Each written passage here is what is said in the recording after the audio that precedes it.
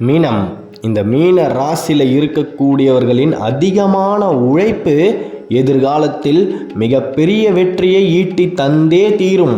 எதற்காக அதிகமான உழைப்பு அப்படின்னா, இது நாள் வரைக்குமே மீனம் சில காரியங்களை செய்யணும் அப்படின்னா சில தடைகளை தனக்கு தானே ஏற்படுத்தி கொண்டு இதை கொஞ்சம் கால தாமதமாக செய்தால் என்ன அப்படின்னு உங்களுக்கு நீங்களே கேள்வியை கேட்டுக்கிட்டு இன்னைக்கு செய்ய வேண்டிய காரியத்தை இன்னைக்கே செய்யாம சில நாழிகைகள் கழித்து செய்வதால் பல வெற்றிகளை தவறவிட்டு இன்னமும் கஷ்டப்பட்டு கொண்டிருக்கக்கூடியது தான் மீனம். அந்த மீனம் இனி எந்த ஒரு கால தாமதமும் இல்லாமல் தன்னுடைய இலக்கை நோக்கி அதிவேகமாக ஓடக்கூடிய தருணம் தான் இது.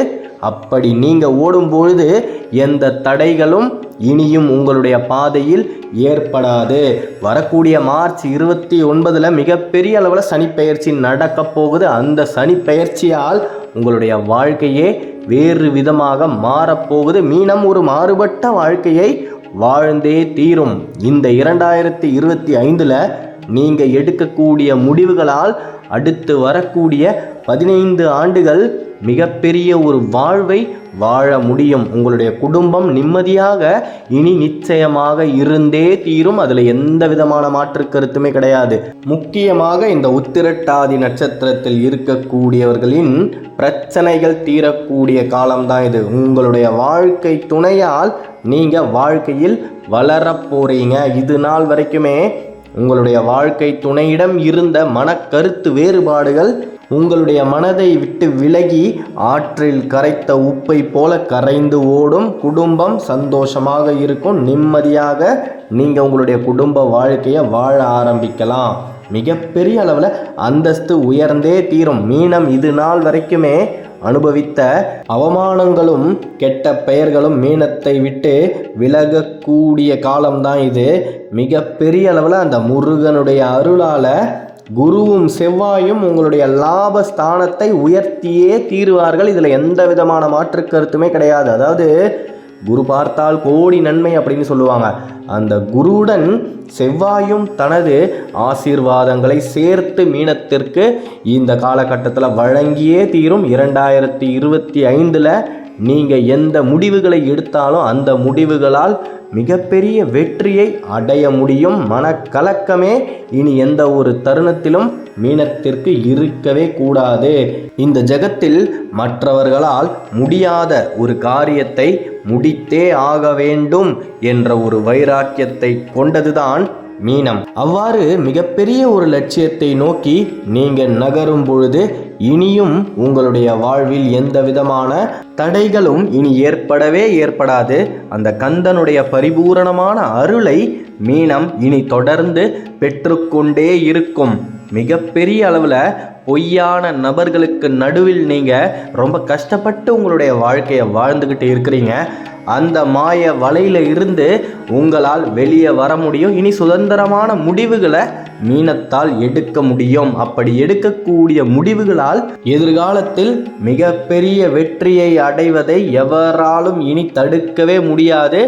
நீங்கள் எவருடைய ஆலோசனையுமே இல்லாமல், உங்களுக்கு யாருமே ஆதரவு இல்லைன்னு கவலைப்படாமல், யாரும் உங்களை ஆதரிக்கவே மாட்டாங்க. யாரும் உங்களுக்கு எந்த விதமான நல்ல வழியையும் காட்டவே மாட்டாங்க. ஏன்னா நீங்கள் அடுத்தவர்களை விட வாழ்வில் உயரத்தை நோக்கி வேகமாக நகர்வதை எவராலும் இந்த ஜகத்தில் ஏற்றுக்கொள்ளவே முடியாது. அப்படிப்பட்ட ஒரு சூழ்நிலைக்கு நடுவில் தான் மீனம் தினமும் எதிர்நீச்சல் அடிச்சுக்கிட்டு இருக்கு. எந்த ஒரு துணையுமே இல்லாமல் உங்களால் வாழ்க்கையில் வெற்றியை பெற முடியும். நீங்கள் செய்ய வேண்டியது ஒன்று மட்டும்தான். செவ்வாய்க்கிழமை தோறும் உங்களுடைய இல்லத்திற்கு பக்கத்திலேயே இருக்கக்கூடிய ஏதாவது ஒரு முருகனுடைய ஆலயத்துக்கு நீங்கள் போய் மனம் உருகி நீங்கள் வாழ்க்கையில் வெல்ல வேண்டும் அப்படின்னு இந்த ஒரே ஒரு சொல்லை மட்டும்தான் சொல்லணும். வேற எதை பற்றியும் தெய்வத்துக்கிட்ட நீங்கள் வேண்டுதலாக வைக்கக்கூடாது.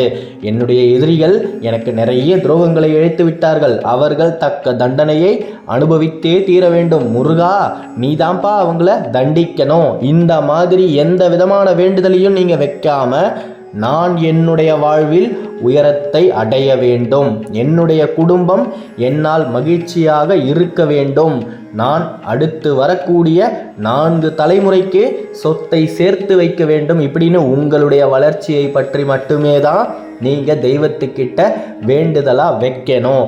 அப்படி வச்சிட்டு வரும் பொழுது மிகப்பெரிய அளவில் அந்த கந்தனுடைய பரிபூரணமான அனுகிரகம் உங்களுடனே வருவதை உங்களால் உணர முடியும்.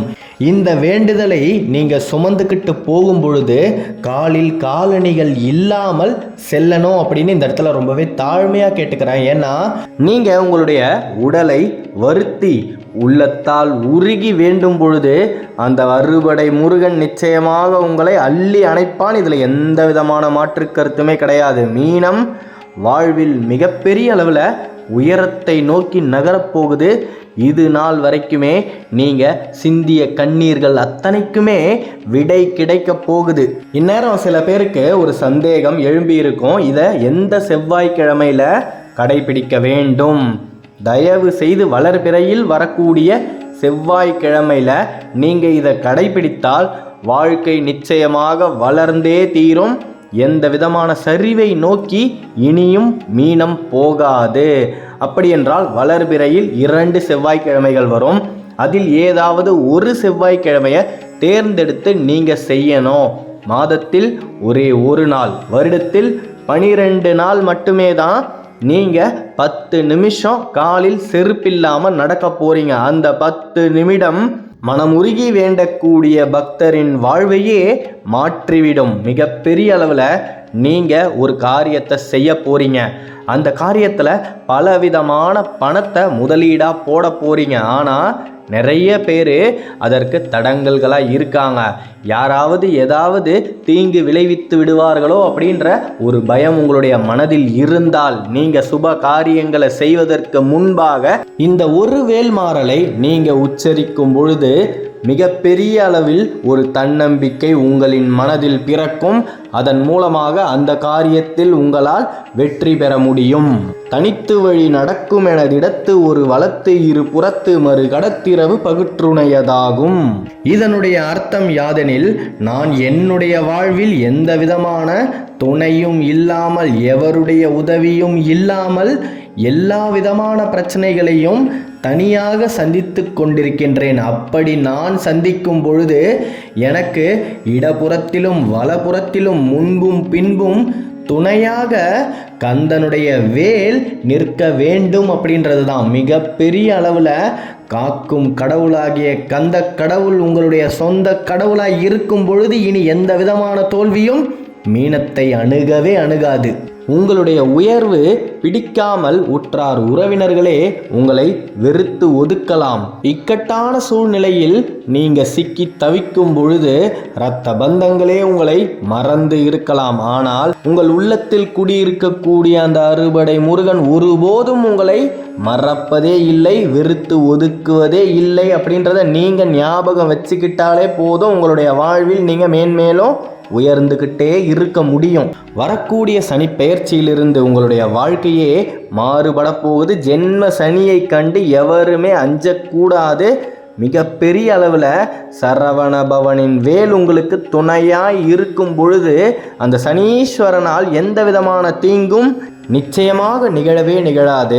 பந்தயத்தில் ஓடக்கூடிய குதிரையின் கண்கள் இருபுறமும் மூடப்பட்டிருக்கும். அப்பொழுதுதான் அதனுடைய இலக்கை அதிவேகமாக அதனால் சென்று அடைய முடியும். அதை போல மீனம் எவரை பற்றியும் யாரை பற்றியும் சிந்திக்காமல் தனது இலக்கை மட்டுமே நோக்கி நகர்ந்தால் இந்த 2025 நீங்கள் மிகப்பெரிய வெற்றியை அடைய முடியும். அந்த காரியத்தால் அடுத்து வரக்கூடிய 10 to 15 ஆண்டுகள் நிம்மதியாக உங்களால் வாழ முடியும். மிகப்பெரிய அளவில் மீனத்துடைய வாழ்க்கை மாறியே தீரும். இதில் எந்த விதமான மாற்று கருத்துமே கிடையாது. அடுத்தவர்களுடைய பிரச்சனையில் இனியும் மீனம் தலையிடாமல் இருந்தால் மீனத்தை எவராலும் வீழ்த்த முடியாது.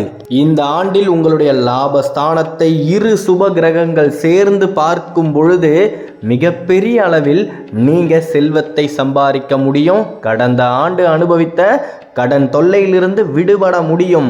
நம்பிக்கையோடு இருங்க, நல்லதே நடக்கும். அடுத்த காணொளியில் விரைவில் சந்திப்போம். மீன ராசியை பற்றி நீங்கள் தொடர்ந்து தெரிஞ்சுக்கணும் அப்படின்னா இந்த சேனலை சப்ஸ்கிரைப் பண்ணிக்கோங்க. கருவாய் உயிராய் கதியாய் விதியாய் குருவாய் வருவாய் அருள்வாய் குகனே முருகா முருகா முருகா முருகா. ஓம் சரவணபவ, ஓம் சரவணபவ, ஓம் சரவணபவ. நன்றி.